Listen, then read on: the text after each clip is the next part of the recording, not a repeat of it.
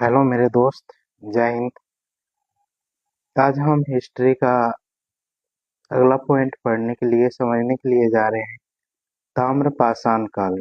और ये ताम्रपाषाण काल को अभी समझेंगे क्योंकि उधर जो है हम बहुत सारी चीज को समझ चुके हैं कि हिस्ट्री यानी कि इतिहास क्या है। फिर उसमें हम पूरा पाषाण काल देखें, मध्य पाषाण काल देखें, नव पाषाण काल देखें। उसके बाद महत्वपूर्ण स्थान के बारे में समझे थे। आज हम उससे थोड़ा सा आगे चलते हैं और ताम्रपाषाण काल को आज हम समझते हैं। ताम्रपाषाण काल क्या होता है? तो देखिए मेरे दोस्त, सुनने से ही लग रहा है कि ताम्रपाषाण मीन्स क्या।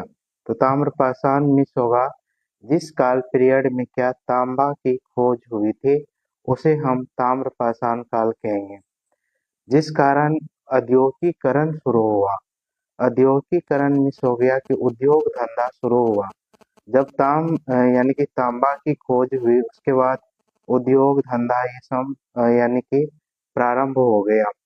तो ऐसे हम समझे कि सबसे पहला अगर धातु कौन सी मिली या सबसे पहला धातु जिसकी खोज हुई वो कौन है, तो वो तांबा है।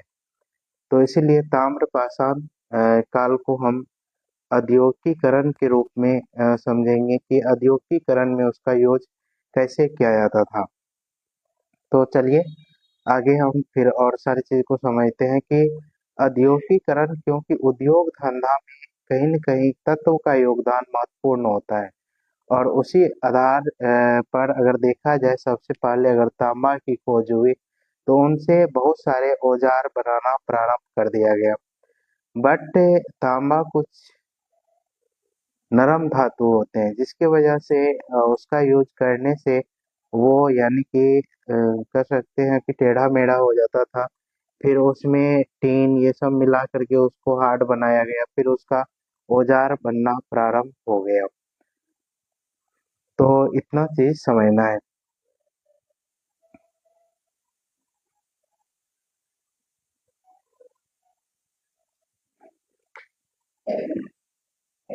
तो चलिए आगे और सारे पॉइंट को हम समझते जाते हैं।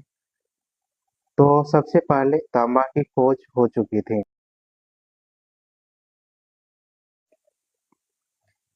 हेलो मेरे दोस्त। जय हिंद। आज हम हिस्ट्री का अगला पॉइंट पढ़ने के लिए समझने के लिए जा रहे हैं